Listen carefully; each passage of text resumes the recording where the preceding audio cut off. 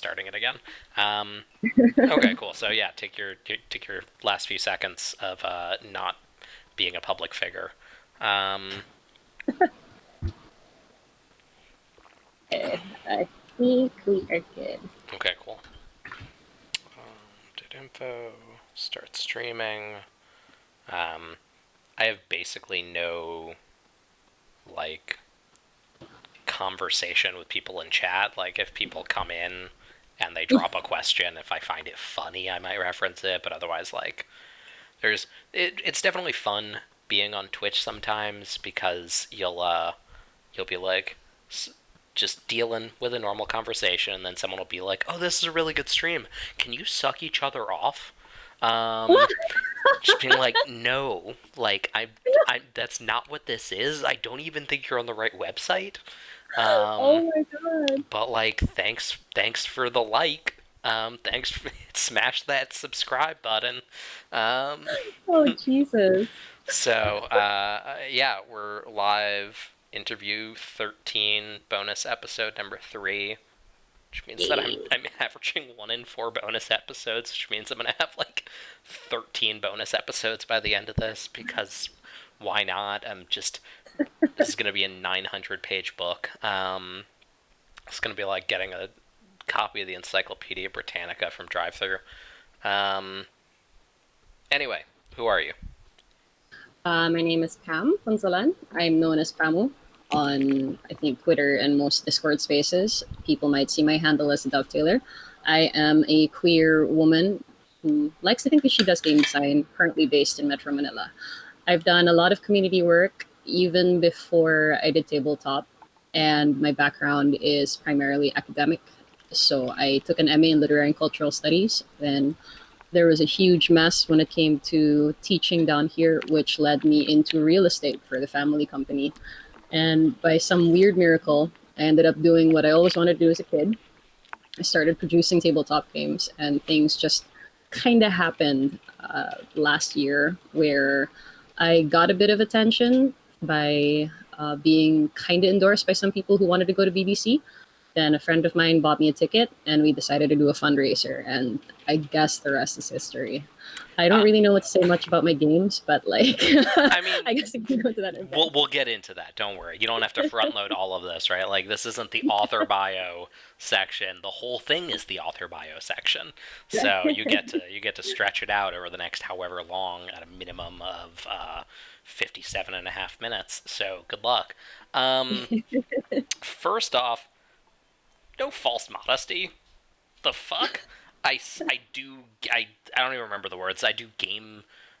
Some people say I do game design. Like, no, you do game design. Like, is who the fuck is gonna say that you don't? It's the easiest bar to cross. Wow, and as I was saying already, we have a comment. Wow, you guys click very well. You guys should date. It's your first thought, really? Like, oh no, they're not just people who are friends. They just like yeah they click, they should be fucking. Um, Oh, jeez. Sorry, Jesus, guys. I'm already taken. it's yeah seriously, not her type. Um, so yeah, you do game design stuff. I mean, I think it was Jared and I our episode a few times ago. We were talking just like so many people get started in this business where you just like put some shit up on Twitter and you get like a Right. little bit of positive reception and you're just like, Hmm. oh damn, I guess I do game stuff now. Um, Yep. Yeah. how? I'm sorry, the whole chat is just full of people who want us to fuck. This is trash. Terrible. Why is Twitch like this? This is awful. Oh my god. All right, that's it. I'm ignoring chat from here on out. You guys had an opportunity and you blew it. How That did sucks. how did you get started in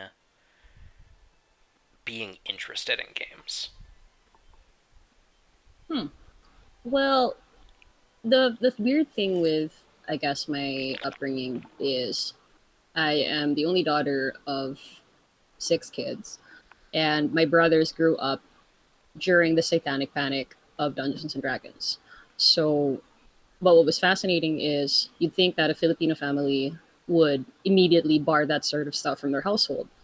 But my parents felt that there was nothing wrong with the books, partially because, like, one, they didn't really understand them, so they didn't really go into it. And then for another thing, they were like, how could this be a bad thing when it's helping our kids play with each other? And it's helping our sons relate with people in a very lonely city where we're all brown and everybody else is white. So they allowed my brothers to keep buying the books. And the first pieces of literature that I read beyond encyclopedias were actually AD&D books and a lot of old stuff from Dungeons and Dragons. Those were the first things I read, not actual books. So when I went back to fiction, like most kids, I guess, I didn't quite understand it. And my standards for children's literature were very high. Like I found kids' literature for my own age super boring because there wasn't enough death and spears and Dungeons and Dragons. I couldn't get behind it.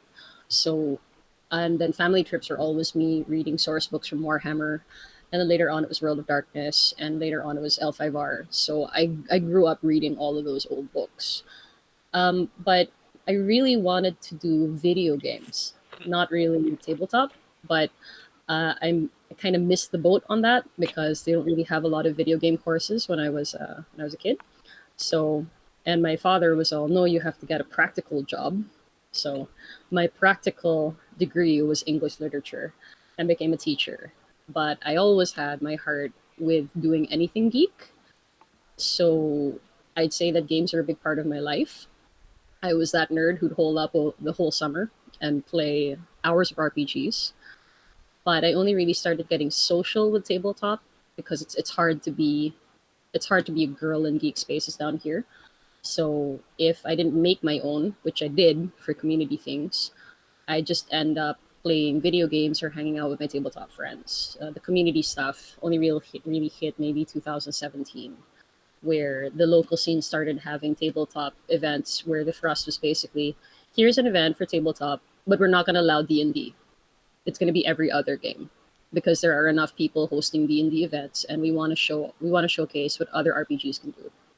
So that was what I got involved in.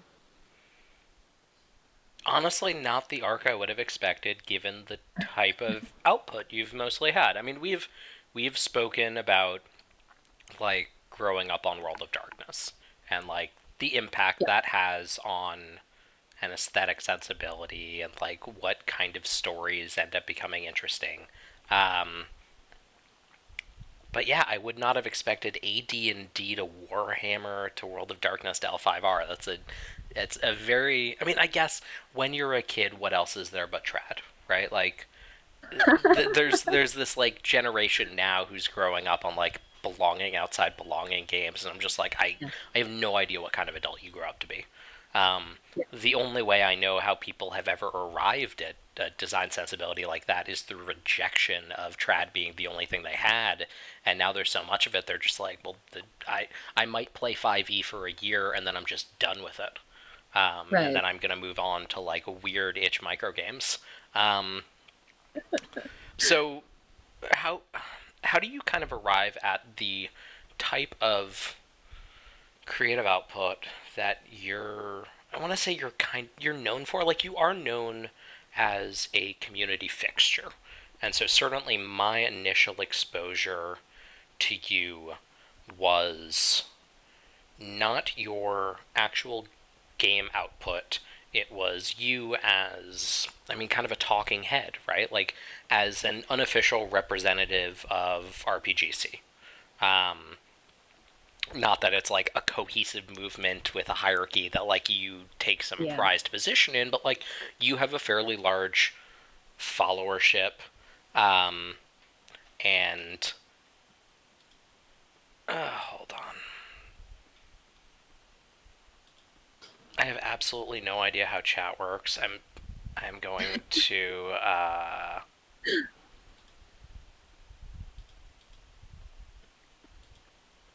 there are two people in chat right now. This is getting, I do not excise things from the transcription of the interviews, but this is the by far most horrific shit I have Well, ever seen in chat. you have a Um, girl on your stream, so true, true. I think Gion didn't get this because it was too early on, maybe? I have no fucking clue. yeah. Followers only chat. There we go. You gotta be a follower for 3 months. There you go. Suck it, Yeah, I'm everyone a who hot is a bitch, piece of but not shit. for yeah, hot bitch, but not for people like that, Cool. honestly. If you want to talk to either of us, do the work of figuring out our social medias and get at us. And then if you're shitty there, I'll block you. So enjoy. Yeah. Um, so yeah, like I was aware of you as like this community fixture, right? When I thought about like the work coming out of Southeast Asia, I would think of, I guess first and foremost, Zedek was the person who like I was first aware of, and I think Yeah, that is probably true for a lot of people. Um, right. and then I want to say sometime around like the social collapse of the OSR, and then like the emergence of what we ended up calling Sword Dream. Um, RPGC really burst onto the scene in like a really big way. Yeah. And I think part of that, at least from what I watched, was RPGC had already arrived at kind of what the Sword Dream ideal was by missing out on the like decade of hatred between the OSR and the indie world. And just being like, but we like both of these, let's synthesize them and make games for ourselves. And then when Yeah. that was a thing that was wanted, oh shit, there's this entire community in Southeast Asia that's just been making that shit. And you just kind of came out with it, and just immediately people were like, oh damn, there's a lot of talent we weren't aware of. Um, Yeah. which is absolutely true, right? And now if I'm gonna like rattle off the top 10 most exciting designers, like Southeast Asia gets at least a quarter of that list at any given month. Um, how do you personally go from AT&T, Warhammer, World of Darkness, L5R to like this interesting synthetic exploratory type of design? Well, I think it was honestly a rejection of the supposed community that those old games were trying to build. So you never feel welcome when you are a woman, especially if you are considered hot or pretty, as evidenced by the trash that we got on Twitch, right? That sort of bullshit happens to every girl who walks into the space. You are always too little or you're too much. Mm-hmm. And everyone constantly questions whether you're good enough to be here. So, having gotten such great support from my older brothers who loved the fact that their sister was reading these things and babbling at the age of 6 to 8 about elves to them, even though she did not understand half the crap that they do, right? You have great role models in your family. And even if they never let me sit in on their sessions very long, because it became very PG very quickly, Mm-hmm. they were okay with the fact that their sister was growing up into a geek. So imagine me feeling like I could be accepted because I knew what they were talking about, or I knew more because some of these fuckwad boys were actually younger than me, and getting stared down the nose at, or like they'd only look at my tits. My biggest experience that really calcified, I think, my feminism was when I was doing the mech warrior stuff in wargaming, Mm-hmm. and I got really good at it, and one guy who was considered the gang boss of the southern players of MechWarrior challenged me to this massive public duel. And I think his perspective was he wanted to humiliate the new girl on the block by forcing her to date him when she inevitably lost. So um, that didn't happen. And I got this cute model, limited Wow. edition. You held yeah, on to it. yeah, I held on to it. I enshrined it on my teacher's cubby in Ateneo because I wanted to make a lesson out of him perpetually. I talk about it at every interview. I didn't even remember the fucker's name. I just remember that he was a douchebag from the south with a big car. That's it. And I kicked his ass at 15. And that's when I knew instinctively, even if I didn't have the words for it, that there's no space for women There's no space for queer people. You have to make it. So with the gaming stuff, it's cool that you mentioned Sword Dream because I got introduced to Sword Dream first. It was my first tabletop space Okay. that was international. And Sword Dream and RPGC have a very interesting relationship together because many of the RPGC designers saw the principles and were like, we are on board with that because it is the first set of principles that many of us feel like we could live, that it goes beyond games, it speaks about community. And many of us, you get one of us and you'll always have like 5 to 6 more people because we like bringing our friends in to make sure that we feel safe. Like it's both security and it's also, hey, these people are cool, check it out. So that's kind of how the community stuff bled into design. But like circling back to the point, yeah, I it's really just rejection. The only old game that made me feel better, which is ironic as hell given how dramatic and how white it is, was World of Darkness. It was a horror game that I could make my own, focused on story. And while it cannot be placed, it can't playtest for shit because they don't really pay attention to that stuff, and the systems are terrible. It was the first game where I could begin to see myself. Mm-hmm. So my entire design career was fixing World of Darkness the way that people try to fix D&D. So that was what I became known for, and people were wondering why I wasn't designing yet. Mm-hmm. And when that wrapped up, the next game that spoke to me, which is also ironically very white, but the design itself is worth it, was Blades in the Dark. Mm-hmm. That one spoke to me on a revolutionary level. So those are the two things that kind of said, I think you can produce games. Mm-hmm. So from there, it's just been a constant adventure of trying to figure out what my voice is and trying to see how to make a reality that reflects mine, or trying to see how to make my perspective, even just a bit of it, come out and speak to at least one other person. That is something of great inherent value to me as a former educator. I'd rather that you all forget me or that you think I'm good. I don't ever want to be recognized as somebody harmful. My actions maybe will happen because I'm human. I mean, I know there's a lot of discourse about safety and Mm-hmm. people, and I totally agree. There's no such thing as a safe person, there's no such thing as a harmful person. But I do not want my cultural artifacts, which will likely last me before, like after I die, I Mm-hmm. don't want them to be recognized as super problematic. Dated, sure. Shitty, fine. But harmful, I hope that I'll never get to that point. I mean, this is something we'll save for probably a few more drinks down the line. It's a conversation that we've had over text in our Discord um, Yeah. regarding harm and art and the separation of the individual from the art. But like, I'll Yeah. give us some time to lead up to that. Um, yeah, I mean, in the case of those two very specific games, right? When I think about the work that's been done on them, right? Blades is much more modern, obviously. Um, but when I think of like, yeah, Blades is a very white game in its setting, in its mechanics.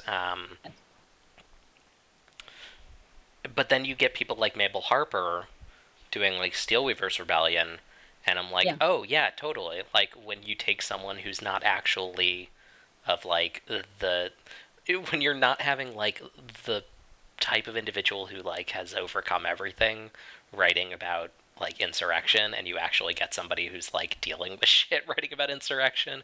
Oh, you can actually turn the rules and principles of this game into something much more meaningful.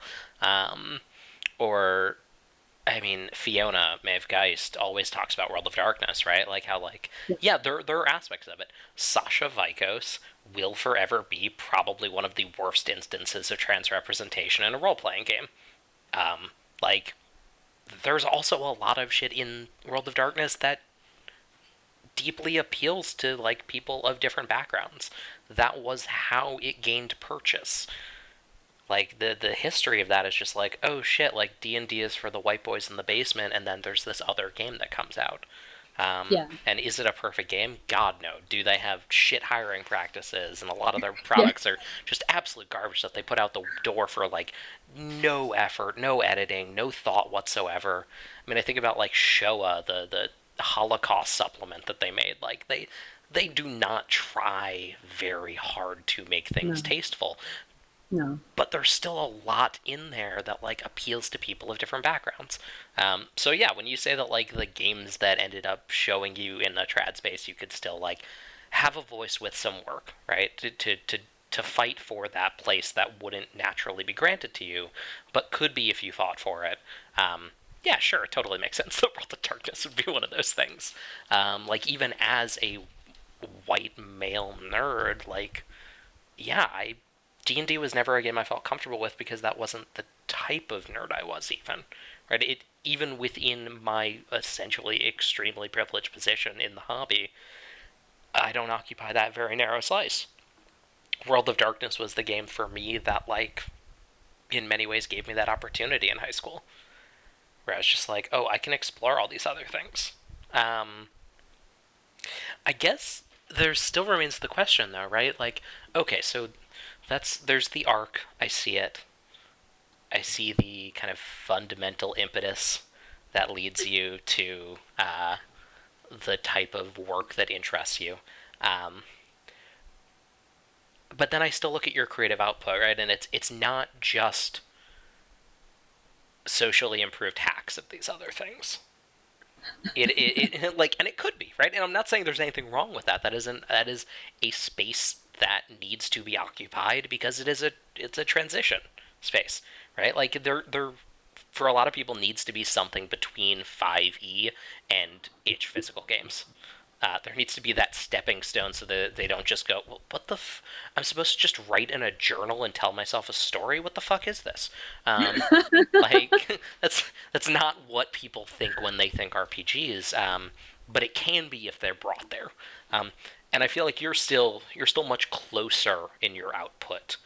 Not as far out as one can go, but like certainly more than just like Steelweaver's Rebellion or like an OSR hack or something like that, right? Like we both enjoy those things, but that is not the stuff that you actually make. How do you arrive at the type of work that you actually make? Is it that you start on a hack and it just kind of spins out and becomes something else, or yeah, tell me your process, kind of.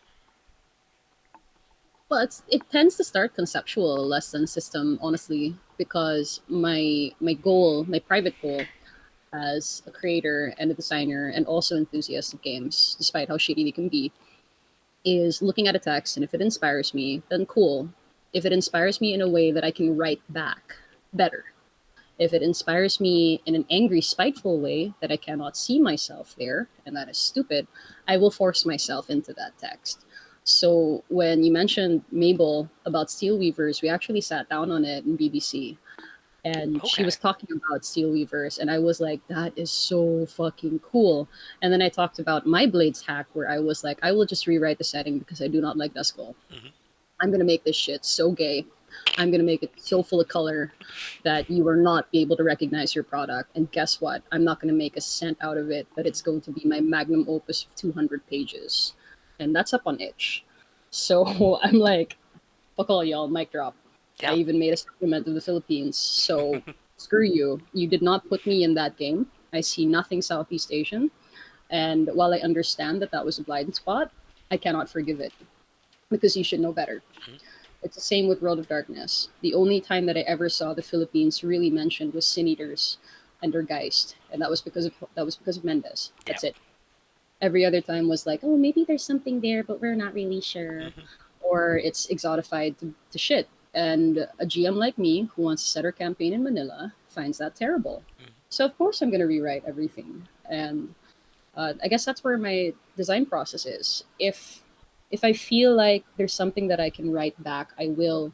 Now, whether it's a matter of system or not, it's usually about finding a system that I just like to practice in versus what fits. I know that there are some designers that are very good at deciding what would fit with their vision. Mine is more, oh, I want to make a PTBA game. Here's Sundo. It's done. Then I really like the setup of Firebrands. Here's a game that's set in Katipunan in the Katipunan Revolution of Mm-hmm. Manila, or wait, in a province. That was where the game is set. So you all social climb for chicken soup.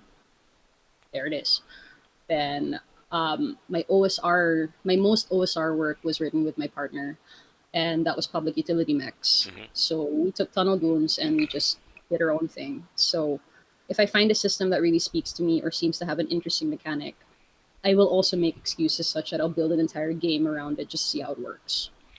I like playing around with a lot of stuff. So that's also why when I go on Discords or I see things on Twitter, if somebody talks enough about a system in a way that is compelling, where they say it does XXX things for community, player, GM, history of TRPGs, discourse, I will read it because you told me that it seems relevant. Now, if it's going to be relevant tomorrow, I don't know. But if it was relevant to me personally and I can write back to it, I will make something out of it. So I mean, that's and I kind of. I will immediately comment, right, just on the three examples you gave. Like Mm, there is a breadth. I was saying this. I don't remember where I was saying this.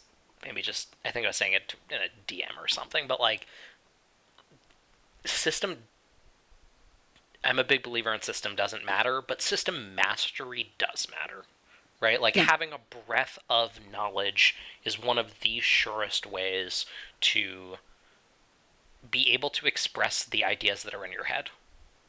Um, the mechanic shouldn't be the barrier to seeing your vision and feeling like you've created something that speaks to someone like you appear on the page.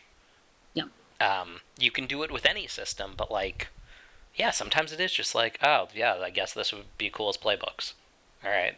And if you just have like a passing knowledge with enough things, you can skip that step. And it doesn't have to become this arduous like research process of just like, is it really? Do I need to put this in BX or like is actually like the original basic expert better? Or should I do it in OSE? And just being like, they're the same. Like, you don't need to debate that. Just pick a thing. I don't care if you do it in fucking Exalted. Like, I don't like Exalted, but just do it. yeah, And it ends up being okay. Usually, whatever. Like, don't put it in My Frog.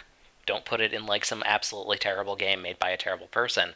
But like outside of some example like that, just do whatever the hell you want, and like have the people you don't see spoken to feel spoken yeah, to by the work that you're putting out. yeah. Um, okay, there's just like 1,001 questions running through my head right now.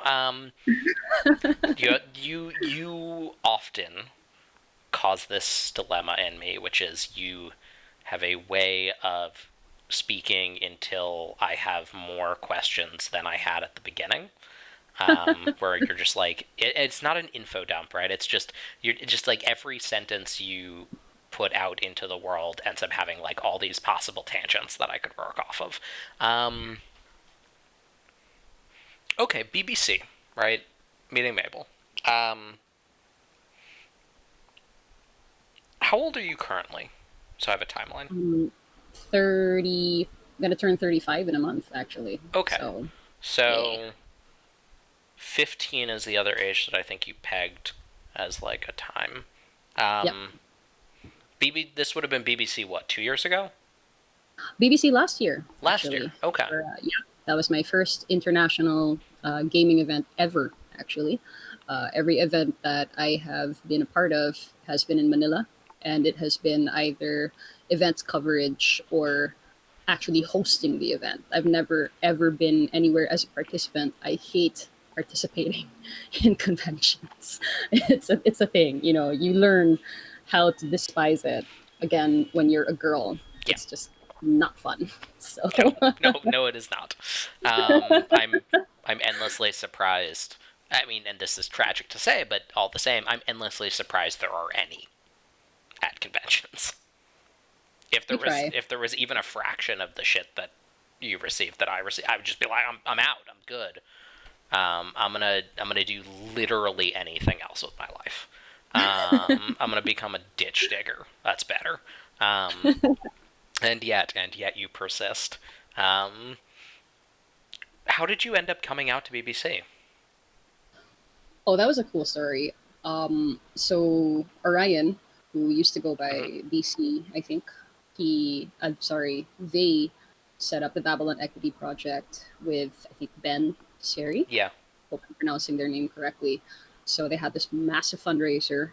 Everybody chipped in, and they got all these people tickets and everything to go to BBC 2019. And cue me on the sidelines, super happy that one of my best friends in the world, Mahar, Hmm. got got a ticket. So the Philippine side was just like, "Holy shit, we're actually going to the Americas! White people are gonna realize they discovered us!" Like that kind of like feeling, right? So we were all freaking out about it, and I felt the usual twang of shit. I wish I could be there because at that specific time in Manila, we community people and designers were trying very hard to set up Session Zero, which was an indie con for tabletop. Okay. So to see one of our own fly there was like wow. And in an attempt to crash gates, Mahar decided that he wanted to be a representative for Philippine games and RPGC. He was going to bring games, other creators, not just himself, and show it off to whoever would listen to him. So that was a big move that Sword Dream, in a special, was very proud of, and that we were very proud of because normally it's a natural human reaction, right? You get something good, you hold it to yourself because you work so hard, Hmm. and some people will draw the ladder back up and nothing happens. Mahar opened his heart and he basically said, no, more of us need to be seen. We've suffered a lot. People ignore us. We have our own bad actors and abusers. It's time to kick down the gates in any small way possible. And he followed that up, which made me cry, by the way, when I learned, with, okay, Pam, I'm going to sponsor your badge. So now we just have to figure out how to get you a plane ticket. So I was like, what? Well, I have no shit. money. Yeah, I have no money. I don't know what to do with this. But okay. So he he got the ticket. Then my best friend Rachel bought me the plane ticket. So the last thing that we needed was pocket money because while as evidence in my room, I live in a decent place. We are still basically lower middle class, and a sudden trip to a place like BBC for close to a week was just way beyond our pay grade. So, and I didn't want my folks sponsoring any pocket money at all. So I got together again with Mahar, Rachel, and Rachel's partner Eric, and then my partner Sin, and we worked very hard to create Send Pamo to BBC 2019. You could still Google it. The link is still up. And I left it for maybe 24 hours. I came back and I had so many DMs from people I had never met. My follower count went from like 300 to like 500. And I'm like, who are these people? Why are you throwing me money? What is going on? Like, holy shit. So I was basically freaking out for the later half of 2000, sorry, the middle part of 2019. And then Mahar brought me onto the panel to talk about RPGC with him and Ben Chong, Swords and Flowers. So it Hmm. was the three of us who delivered it. And then we all three of us also swore to ourselves that people have waited too long to see what we can do. Some people know that we produce games and other creative things, but they haven't seen it. So our job at BBC is to promote not just ourselves, but other people. So it was a massive effort of producing all the zines and printing everything out and getting all the creators who were featured at Session Zero in the Philippines to send stuff over. And that's what I did at BBC. I was the strange brown girl with a suitcase full of games, constantly going like, Kajit has wares, do you have coin? Like pitching to anybody who'd listen. I'd barge into conversations going like, hi, I'm Pam, what's your name? Or like, do you want to smoke with me? Cool, you're my new friend. Here, I have like 15 games. You want to talk about it? Like that was my entire stay. So and people would be like, well, what about the games you produce? I'm like, oh yeah, I've got this and that, but look at these games. They're amazing. So I think a couple of people got mad at me for doing that. They were like, Pam, stop talking about the Philippines. Talk about yourself. And I'm like, here. Then they asked me like, okay, what do you want to talk about? I'm like, this one's gay. Uh, this one has dead people, I guess. This one is a romance novel thing. I don't know, so that's BBC. I still get very happy, obviously, when I talk about it. mean, I will say it seems to have paid off, right? I can think of very few explosions of awareness Yeah. that are even close in the time frame that it's been achieved. Um, like there are particular games that seem to have landed in that way, where like all of a sudden the community is aware. But every other time, it seems to be like everyone's at least passively aware. But it really is like what, a year and a half, 2 years tops, Mm. from Hmm. people becoming aware that RPGC is even a thing. Yeah. Like we are fairly Eurocentric in the hobby. I would say even America centric, right? Like when I list to most people like the big European games, you got to be pretty deep in the weeds to be aware of them. Yeah. True. Right? Like everyone's gonna know D&D and Pathfinder, but like Der Aga, like is a huge game, does big numbers. I say that, and most people are gonna be like, I have no idea what the fuck you just said. Um, like even if I say it like in English, like the Dark Eye, right? Most people are gonna be like, oh, maybe I've heard of it. Um, when you go any farther than Western Europe, we just don't pay attention. And so for something like RPGC to like burst out and then firmly entrench itself within the discourse, um, and to do so quickly, like yeah, your tactic paid off. Um, like it's yeah. I wish I could take credit for it, but I really can't. It's more, if you talk about me in the Philippine tabletop circles, then I am known as a community person that will push for better spaces. But RPGC as a hashtag was set up by other people. I think it was BJ Resho, good friend of mine, also my work husband at Philippine Tabletop RPGs, the Facebook group where every person in the Philippines goes through if they want to play tabletop games. And Ben Chong was also instrumental in setting up the hashtag. And then Xiao Han from Singapore. So you've got three people from the Southeast Asian region all saying, okay, we need to create a hashtag, not a consolidated community. For we are different voices and we do not represent everybody, and even our individual experiences don't represent our own countries. So they made that a thing. They created a Facebook group because Facebook is the primary source of social media and information for most everybody in Southeast Asia. It's not really Discord and Twitter. So people concentrate there. And they had like a quiet agreement, what we all did as we got involved, that we will take notes on industry movements beyond our region. We will also take notes about how each one of us is doing. But unless there is a bad actor in our space, we will not dictate what you say and what you do. We will simply support you. And to break apart from the typical model of the West, which is cult of personality and the very strong belief that if you are a prolific designer, you are therefore a great community person, therefore you are a great safe person, therefore you're a wonderful human being. We do not like that. What we like is you can do a cool thing, but you're just one person. So if you get attention from everybody else, try to tag everybody else that you could think of and have the grace to pass the mic down because the whites aren't going to do it for you. You kind of have to rise together if you want this to work. So we are strong believers in opening gates up because we have been barred from them for very long. And even in BBC, a lot of people were asking, of course, the well-meaning question: where did you guys come from, and what took you guys so long? And I ended up writing a very long article about that, which talked about gatekeeping and all the rest. Yeah. And it's really about just helping each other out Mm-hmm. and standing for no bullshit. So we even get very uncomfortable when people ask us, "Can you talk about so and so subject?" Like right now, or at least earlier when I said that I can talk about RPGC, Mm-hmm. it's because I want to take every opportunity to remind people, when you think RPGC, don't just think me. Mm-hmm. I am not RPGC. We all are. So I don't want you to think that A, you discovered us, we discovered ourselves. and then B, that Pam is a representative. She's merely one voice, and she happens to be very loud.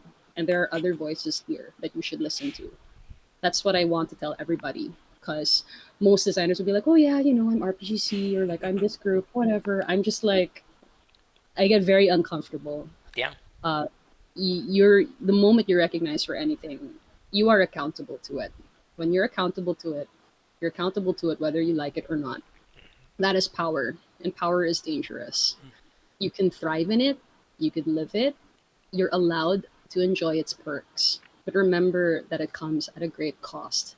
So don't be an asshole. So that's like Yeah. the one thing that it was like, right? So I mean, I will say it has been somewhat startling to watch that mentality not only be espoused but persist. yeah. Right? I've been around long enough to watch several cycles go through the industry. Yeah. A lot of times people come in with the best of intentions. Very rarely maintain those intentions. And it seems like the community of RPGC has, broadly speaking, done that. As you are, I think, right to note, every community, no matter their views, no matter how good they are collectively, there will always be bad eggs. It is human nature. You Yeah. have, I don't necessarily feel like we need to dive into it, but you've had bad eggs of your own, and you have dealt with it. And you dealt with it yourselves, which is more than most communities, especially in the hobby, do. We are much more prone to, as you said, cult of personality Yeah. and to deflecting and attacking the other when Yeah. our own shit is justifiably called to the fore. There, it is not just Merles and Watsy. It goes down to every slice of the industry that has probably ever existed. Yeah. Right, like Gygax was a piece of shit. it goes back to the beginning. And if I will say, if I and we'll check this in the transcription, but like if I've made it sound like you are the rep of RPGC, I'm sorry, because I don't think of you in that way. I think of you as someone who has more of the public eye on her by dint of your success as an organizer, but Yeah. not that you have actively courted a leadership role. Yeah. And I think there's a material difference between those that is often missing in a lot of the other segments of the industry. Right, when I think about who is big in the OSR, it's not like people who maybe within the OSR are acknowledged as huge. Right, like Gus L is a person who has a lot of cachet within the OSR itself. And if I were to drop that name to most people not deep within the OSR, they'd have no fucking clue who I'm talking about. Yeah. The people who rise to the top usually have to seek it out. And that is something very interesting to see about RPGC, which is that the people who rise to the top generally aren't seeking it out at all. It's not to say it's accidental, but it's certainly not purposeful either. It's No. just there are people who seem to be capable representatives and do their damnedest to help the people who are not maybe as good at shitposting or selling themselves or whatever their chosen tactic is.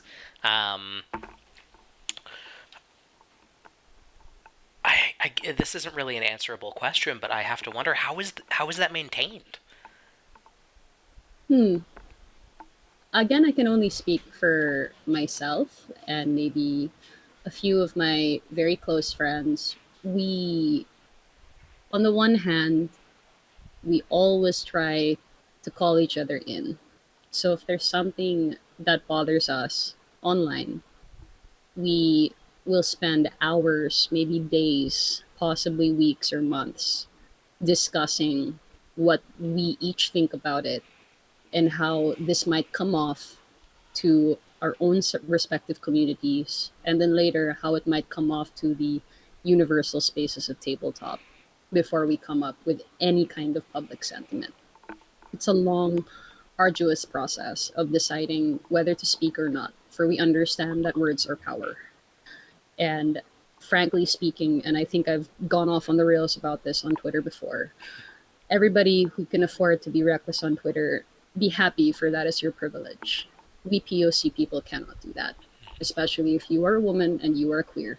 You are not allowed to have anything other than a stiff upper lip and beautiful words to articulate your feelings. We're not allowed to be emotional. We're not allowed to be angry. And we're certainly not allowed to be smart unless we sound it. So it takes a long time for us to come up with things, and that is actually purposeful because we know the dangers, and we know that this new shiny wave of RPGC could run out anytime. Anytime that other people in power decide that we are not worth reading anymore, that is it. The commissions will dry up. There will be no more gigs, and no matter how hard we yell, nobody's going to get any attention. So when we when we got into our positions, at least on my end, um, I will admit to volunteering deliberately in any spaces that I can, because while I might not be the best person out there, I can at least be loud and have a lot of resilience and savvy to move through the space. So a lot of you can tell, or rather, I can tell what people think of me or how well they know me by how they say I am as a person. Where if you say that, oh, Pam is so nice, she's so sparkly, she's so cute, I'm like, I'm gonna give you thick. Yeah, I'm like gonna give you sick.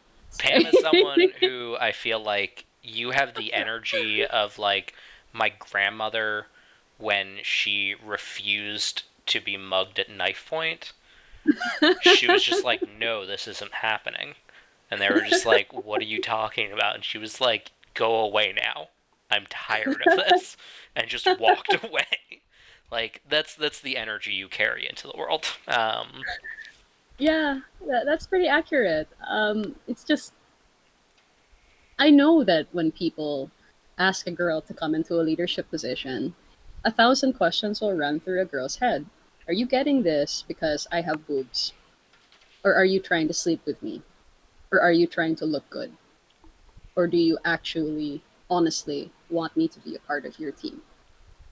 So those are the things that I think every community person or anybody who volunteers for anything will have to answer for themselves.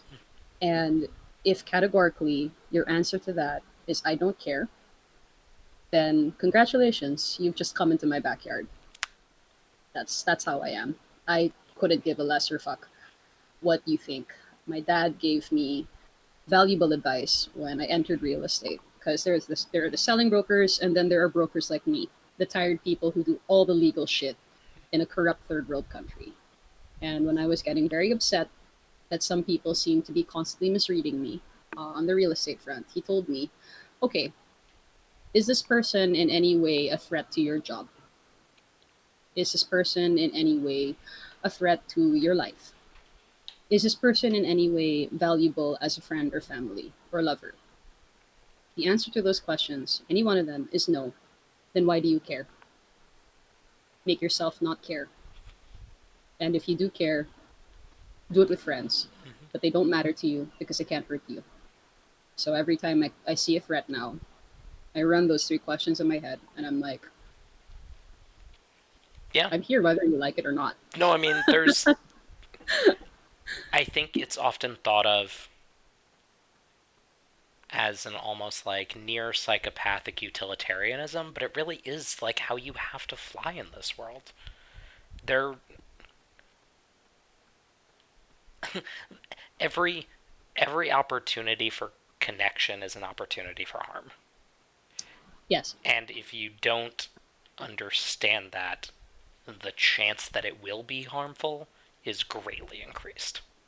Um, there is a chess-like nature to operating, especially when you do not have the benefit of the doubt and you do not have the like entrenched power networks where you can fuck up and be fine. Um, you just have to play the game better, and it sucks. It sucks ass. Yeah. Um, but also like, yeah, no, I never expected you not. In the many conversations we've had, this seems perfectly reasonable of a thing for you to say. Um, okay, so you mentioned the possibility of just RPGC going away.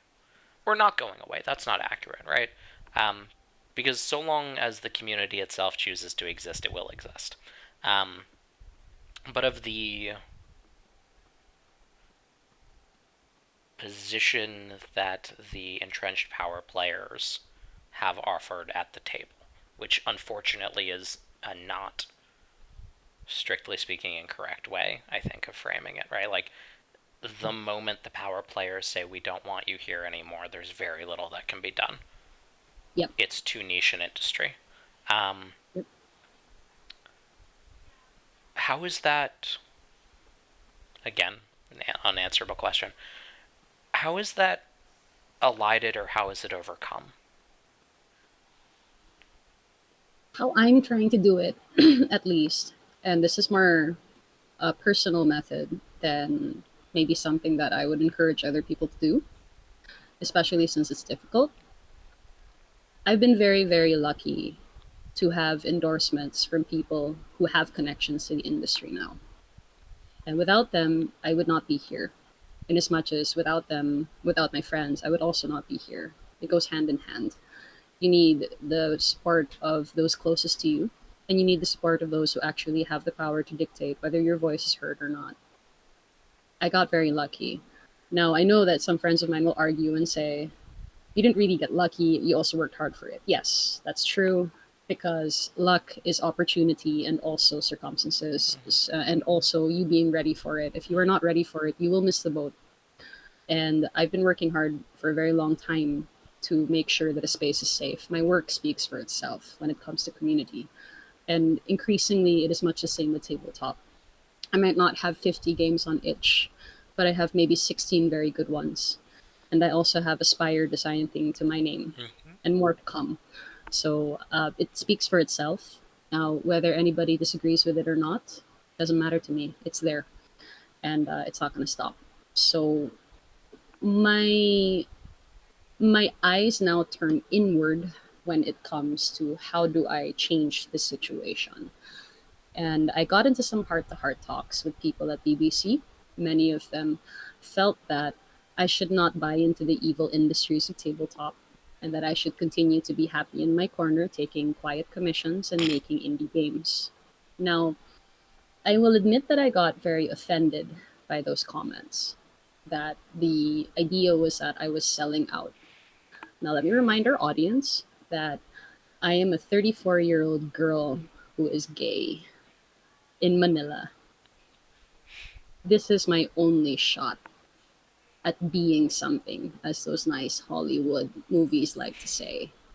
Now, why do I want to be something? Why do I want to be a CEO or some publisher? Because that will give me the means to break gates for other girls and queer people in my position. So I will do the evil corporate run if I have to.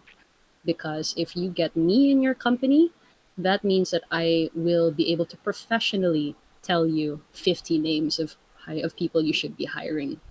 That I won't be the strange indie person from Manila. You know, that that's great for us, but there's an entire industry out there that also needs people to populate their offices that are not white and not straight.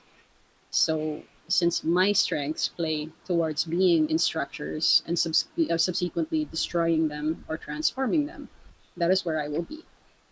Other people can handle the indie stuff, especially if they have the privilege or the ability to not have to think about their next meal. I am not in that category. My parents will die in 30 years, maybe 20. Where does that leave me? And where does that leave them when they start getting sick? Who's going to take care of them? Money makes the world go around, guys. Yeah, And it's always like the classic like money doesn't make you happy. Have you had money? Like, like I mean, sure, if you're just like on a desert island with $1 billion, I don't know, spell it into SOS, like, because you're gonna die. But like, if you're even remotely connected to civilization, what the fuck are you talking about? Yeah. Like, money's great. It opens a lot of doors and it lets you do awesome shit. And it lets you do all the things that are a massive fight to overcome and help other people. And, like, if you need to be the person sitting in a boardroom meeting at Hasbro to have some money, I don't. So the fuck what? That's. You're in a boardroom meeting at a toy company. Like, I'm not like working at Halliburton lining up small children and putting two in the back of their head. Um, like, there are far worse things I can be doing, and in this way, I get to materially improve the lives of other people around me. Um, Because that's a gate. yeah. It's always been a gate, you know. And I think a lot of the American and European. Okay, no, I'm not going to speak for Europe because I have gotten in contact with a lot of European tabletop designers lately, and many of the things that they've been saying have matched my own experiences. So I don't have much of a opinion anymore on how industry goes in Europe, but there is a lot of currency, social and financial, that is placed on Western and white endorsements in Manila. Everybody will change their minds around you miraculously the moment they learn that you are international. Mm-hmm. These American and Canadian dollars go a very long way to A, paying our bills, and C, making our critics shut up. So I need those international endorsements. Mm-hmm. And as my father also wisely likes to say, if you're going to be a whore, be an expensive one. Mm-hmm. So that is what I live for when it comes to my tabletop work. Because I'm great at it, again, because I'm great at systems, I will stay in them and I will publish as much as I can because my real goal, beyond making myself comfortable, is to make sure that I have the social capital to dictate what happens in my own space and to also be able to make sure that my friends can get the endorsements they need. There are times when I do suffer from a bit of guilt that I know that the jobs that I'm getting are because of personal referrals, not because I'm precisely good at it. It's one of those things. It's a Sure. writing job that I'm not really good at, but sure, I'll try it. And I find myself thinking, it sucks that I'm not at a position yet where I could just say to my referrer, I'm not good at this. Can you just get this person that I know? Because they're so much better than me. I want to be able to get there. Yeah. That's the dream for me. To have so much work that you can actually pass on the work. Yeah. So this is speaking of Europe, speaking of the very particular dynamic you're describing now, and the end goal. Where do you think? I'm trying to think of how to phrase this. Say you had the power, word of God style, to just make the following happen. You get a in-house full-time leadership role at a currently existing publisher. Not C-level, not CEO, right? But like near the top of the creative team, where you can actually really have a hand in picking who who gets the jobs, who does the work. Where do you think you get the most bang for your buck? I have a feeling it's not Watsy, but I don't know who it is. Um, Hmm.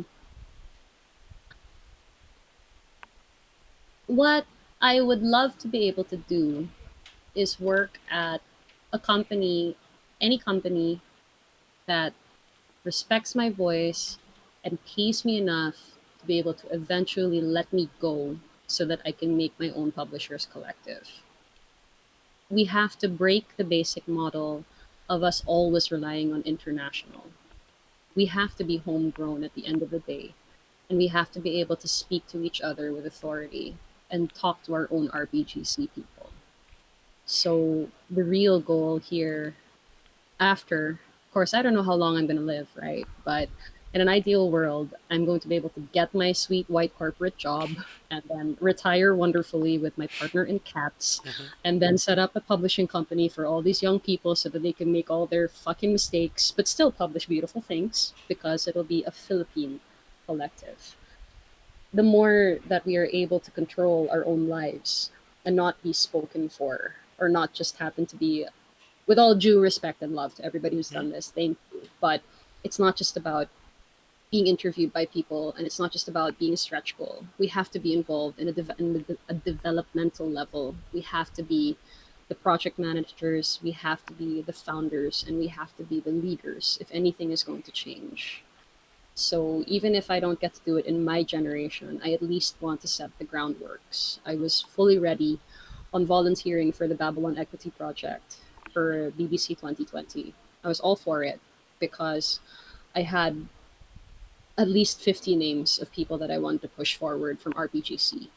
I talked to death as much as possible about projects that I truly believe in. Just yesterday, I spent maybe 30 minutes of my pre-game session of Blades trying to sell one of my designers to my players because they were happy about one of my projects, but I was like, no, no, no, you don't understand. This guy is amazing, and I just like shot off like a rocket about this person.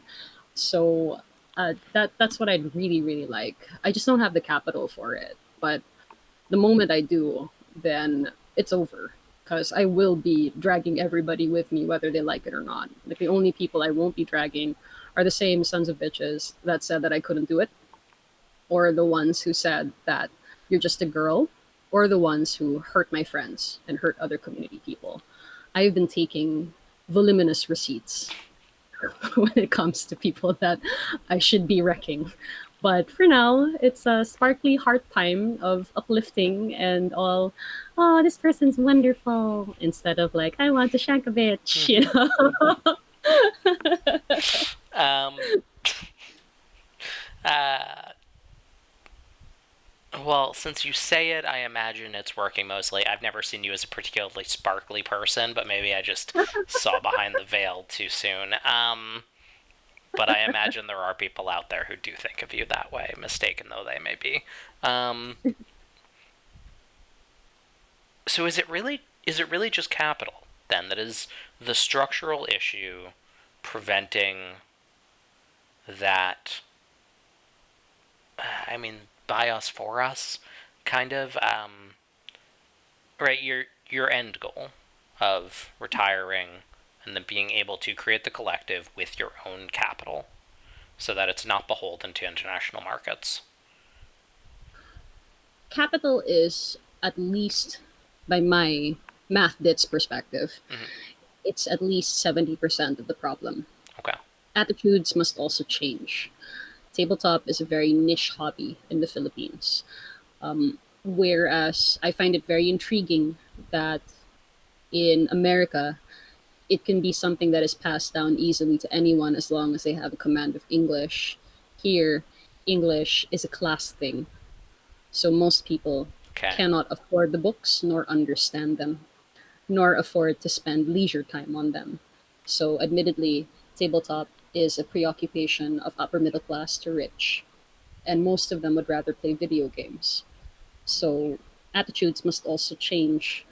Then, because I always have a lot of targets in my head, like Arya Stark, certain people in the industry must also be taken to town or removed because there is a very strong patronage culture in Manila, and these people have a legitimate chokehold on what happens in the industry or not. I've dealt with some of these people before. They do not like me, and the feeling is mutual.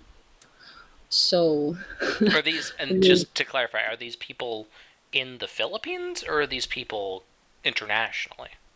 they're in the Philippines. Okay, gotcha. So the one of them is a very very big. He's kind of seen as the grandfather of wargaming, tabletop, and card games. Okay. Uh, what most people do not realize is he's monopolized the market and he bullies other people out of the industry. So, and their group has very nasty practices when it comes to their creators. They only ever endorse their friends or somebody who sucks his dick. And I'm not apologetic about talking about it. Sure. No. So, So I very much doubt, even if you were, that there's any real possibility he sees this. I don't have that honestly, I kind of actually hope that reach. he does. Fair. I hope he does. I mean, hey, I'll send you the YouTube link when it's up, and you can send it to him if you want. Um, it's easy enough. I don't think YouTube's blocked. Okay, so 70-30, that's fair. That's a fair split. Um, Yeah.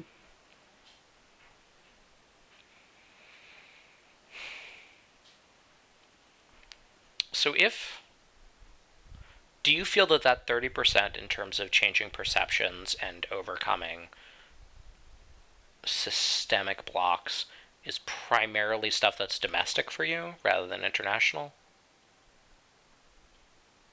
It's split even as both. Okay. Because for anybody to notice you here, you must be international. For you to Sure. be international means that other international people must endorse you and must think that you have an eye on your own industry. So you are constantly walking the tightrope of dealing with both. So, like, I got my endorsements now, and just a funny anecdote: when I went on Asians Represent, maybe 2 3 weeks ago, Yeah. time is a blur in quarantine. I think it was like 2 weeks ago.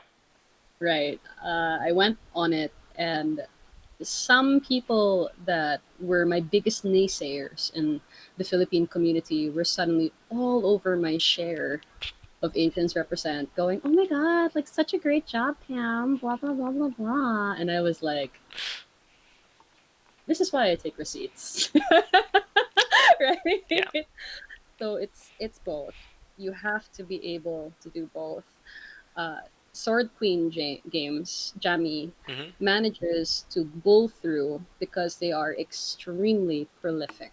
Yeah, I feel like So every other day I'm having an itch update being like, Jammy has a new game out. I'm like, this has to be an old update. Like, really? Another one? anyone, they like doing very, very small, interesting things, Mhm. but they churn out games like nobody's business. That is one model. The only danger to that model is not all of us have that position. So much power to them. That's great. Then you have the other type where you do the slow grinding crawl of commissions, commissions, commissions, and begging the people who give you, can I please shout about this on social media so all my Filipino friends know about it? There's that. And it's tough if you have to keep playing this sort of setup. Not everybody is equipped to it. Mhm. And that's okay if you're not. But then you have to hit the question of, are you willing to be able to lift other people with you? Because nothing is going to shift if we don't help each other out. Yeah.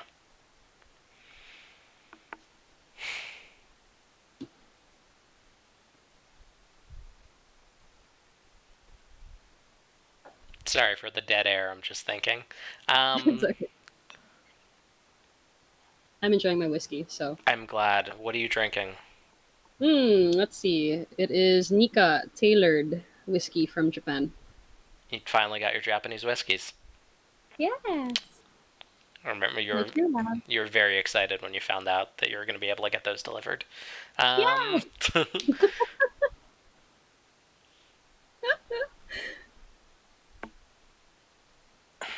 okay, so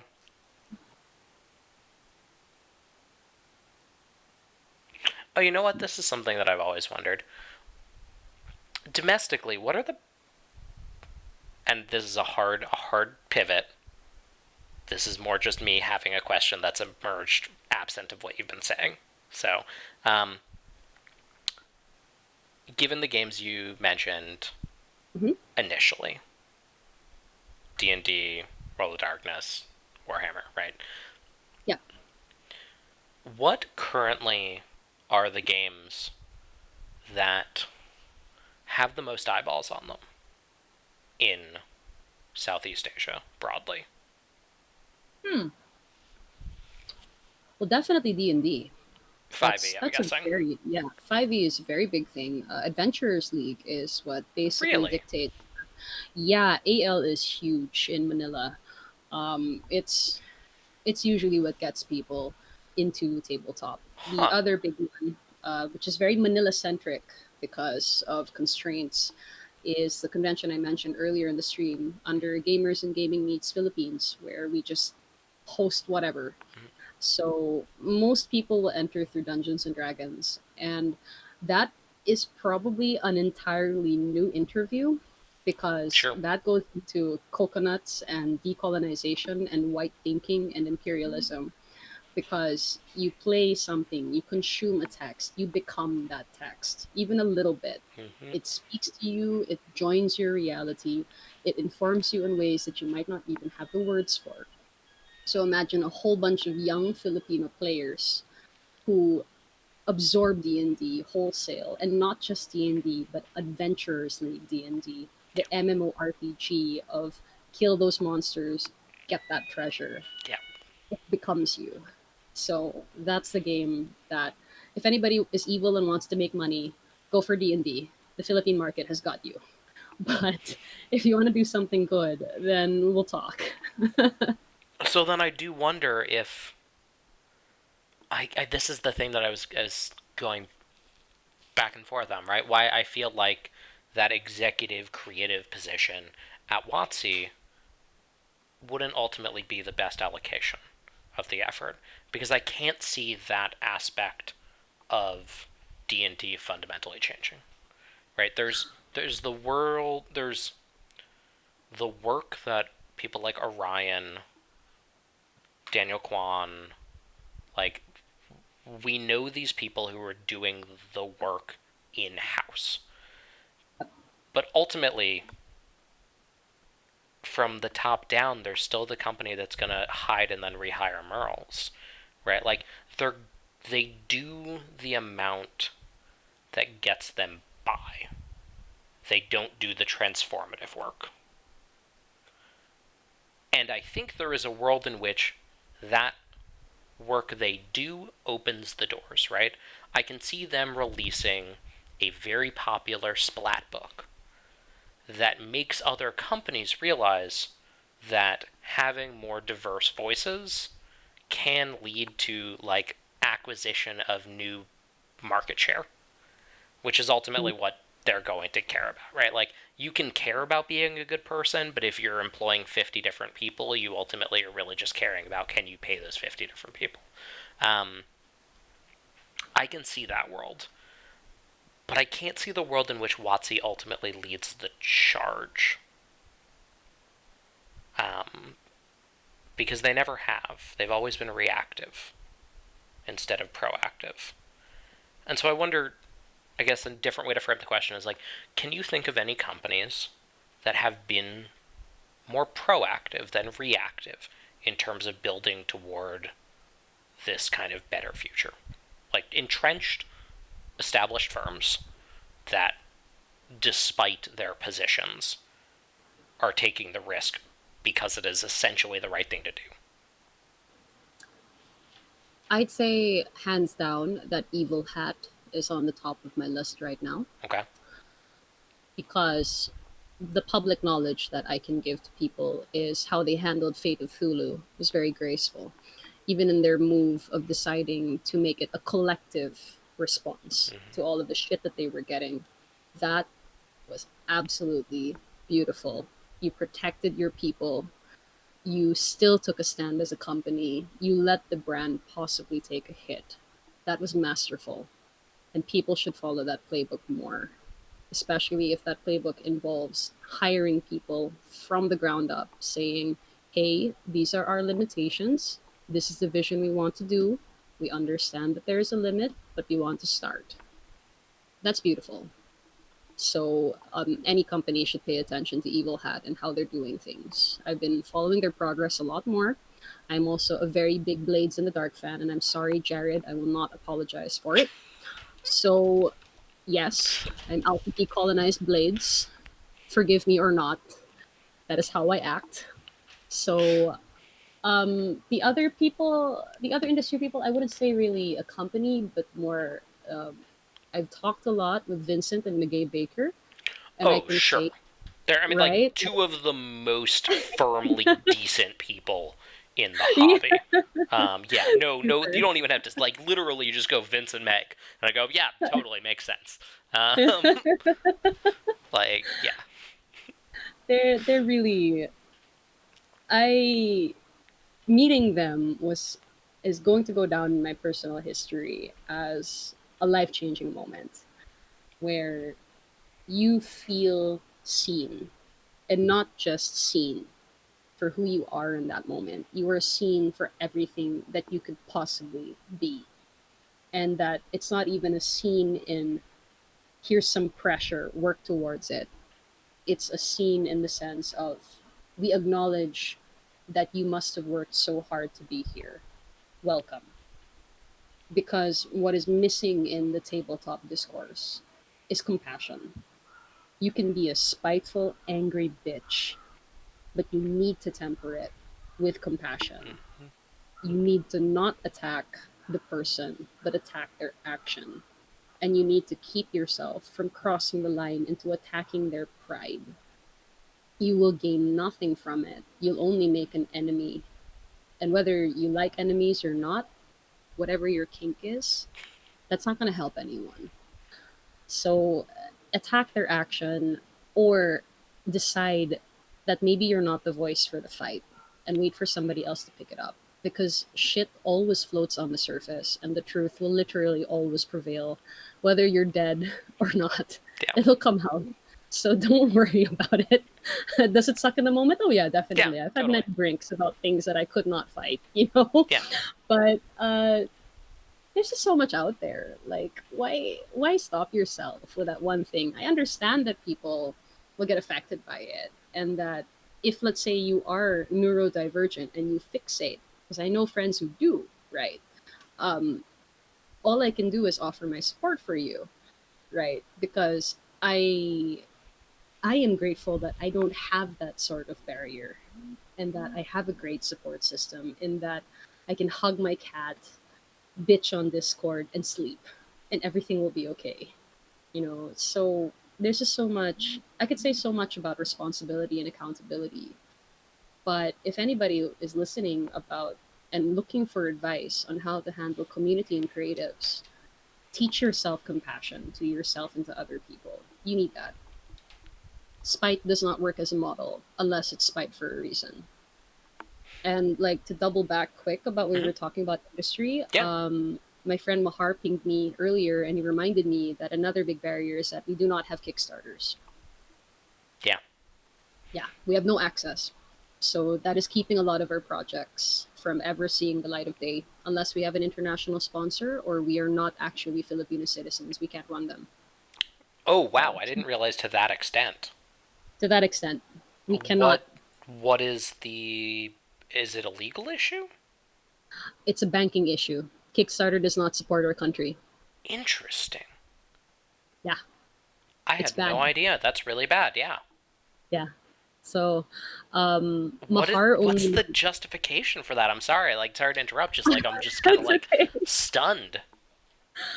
I don't really know the legalities of it. I'll have to look into it, Okay. but it's just not allowed. Mahar only got his Kickstarter because he's currently in Hong Kong, and Okay. admittedly, the Yeah, I was reason just I why, was like this yeah, like I know Mahar just ran one. yeah, but he's in Hong Kong. See, Okay. Fuck. yeah, we cannot. None of us can front load projects. We only go as far as Kickstarter stretch goal. People have to sponsor us, and to do the sponsorship, as anybody who's run a Kickstarter would know, you're putting your tax records, your bank Sure. account, everything, right? So I am grateful that people have offered to me that they would sponsor me one, but I would not wish that hell upon you. So, one of the main reasons why I was a bit depressed about not being able to move as soon as possible was I have about 5 Kickstarters that I wanted to start because I have a Canadian passport. So my goal was to go to Toronto as soon as possible, get a bank account, build up tax credit, and start sponsoring Kickstarters for RPGC. because most of us will never be able to unless they change their mind about the banking stuff. Fuck. It's a lot. Yeah, seriously. Wow, I mean, you kind of elided over that one with the structural burden questions. Um, it's like, yeah, 70% capital, but also, if we had money, we don't have access to the primary marketing and funding platform that exists. So, No, um, nothing. shit. All right, fair. Like, I'm just thinking, like, what's the follow up? Like, other than there's what the fuck can you even do in the face of that? Um, because international markets, the distro situation is already a nightmare. Yep. I'm honestly just even I was already fairly impressed. I was going into this interview impressed with you as a friend and impressed with like the work you've done and the broad community and all the things that have been done that don't involve you within that community. And now I'm just like, well, shit. All right, fuck. I was on this level, and now I'm like on this level of impressed. Um, I can't have that be the ending. I can't have such like a glowing. That's not my brand. Um, gotta like bring it back down into the mud. Um, well, we're at 80 minutes. Let's spend the last like 5-10. Um, what's going on that like really gets you not necessarily mad, but like going right now?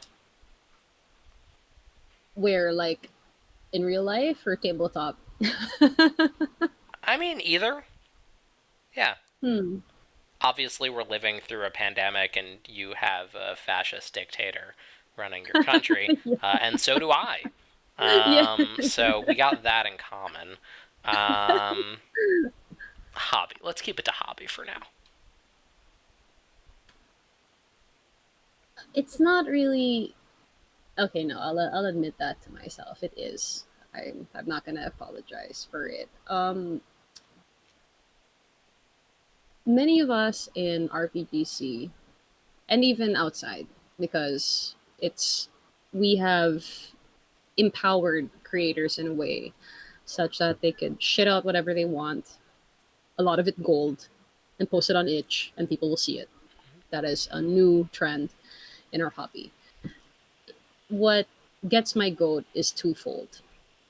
You have an old guard that remains extremely apologist and very paranoid and unwilling to admit that they are scared that their own dirty laundry will be revealed, such that they cannot hold themselves or their friends accountable for the many sins that they have. And that is bullshit. So that's one thing that is grinding my axe a lot. I find myself equally ignoring some and then also going for the jugular of other people about that.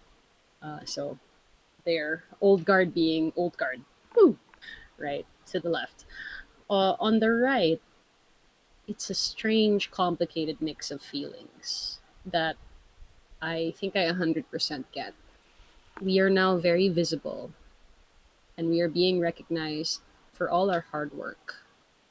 And we are getting randomly tagged by people saying how inspiring we are. And we are being invited to many opportunities. So, admittedly, in as much as I acknowledge that it is emotional labor to hype other people and to uplift and to pass the mic down, I honestly wish that more people would remember some core values about our communities down in RPGC, because we are not one community, we are several. If you love what you're seeing right now, which is attention, validation, money, security, love, try to remember to pass it down, because if you don't pass it down, you'll benefit and that's great. You'll live a better life. But many of the other creators out there will never have that chance because nobody knew that they existed. So it's a very strange mix for me. You can get very angry at old guard. Oh, cancel culture is dangerous, right? That's easy, right? Like everybody knows that that's bullshit. Yeah. But you can't get mad at people who have been starved for validation and either willfully or inadvertently forget that they are also standing on the shoulders of giants. And this is the note also for myself. I get a lot of glee out of being recognized because I am a spiteful bitch. I'm nice, but I'm a spiteful bitch. So I love it when people say Pam is awesome because yes, I firmly believe that I am. But before I go to sleep at night, I try to make it a habit of remembering that I would not be here without at least 100 to 200 different names. And I don't know how else to say it, so I won't say it nicely. I really wish that more people in my position, or even just beginning to be in that position, remember how it feels to be passed over. Hmm. And also remember that there is no effort, that is only you. That's romantic bullshit that is fed to you through other narratives. There's no such Yeah. thing. You didn't get there alone. So because you didn't get there alone, show a bit more gratitude to other people. I So think that's, about that's like the all-time great headline of the past 10 years for me is probably I don't know how to tell you that you should care about other people. yes. Um, Yeah, like, exactly. yeah, And this is the other hard thing too. Like, don't just hype your friends. Don't grow up. yeah. And I can't again. I can't say that nicely. Hmm. If I lose followers because of this, fine, but don't just hype your friends and admit to what your blind spots are. It is not hard. You are taught the two words "I'm sorry" by your parents or in kindergarten. It is okay to be wrong because there could be many people out there who are seeing your current success, but they don't have that for themselves because you didn't pass the buck down. We're not going to change the system with just one person, people. We have to work together. And I'm not going to go kumbaya. Working together sucks. But deal with Yeah. it. You know? It sucks, but it's your only option. It is. Um, I think that's probably it. It's been Yeah. fun, Pam. I'll catch you on Discord tomorrow, I'm sure. Yeah. Talk to But me about design some other interview, maybe. yeah. We'll figure this out. We've got more shit to talk about. Yeah. As you know, I the initial grouping of people that were slated for this has now wildly spiraled out of control, and I'm looking at not only bonus episodes but also people coming on multiple times. So I feel like we've got an easy another hour and a half of conversation in us, considering that we've done like 3 hour chats at a clip on Fridays in Discord. Yeah. So Yeah. I think we'll be fine for another. Anyway, thank you. I hope you have a good day. I hope your You too. country doesn't completely implode. And I hope you get to keep having good Japanese whiskey brought to you. Yeah. Thank you. All right. Thank you so much. Bye.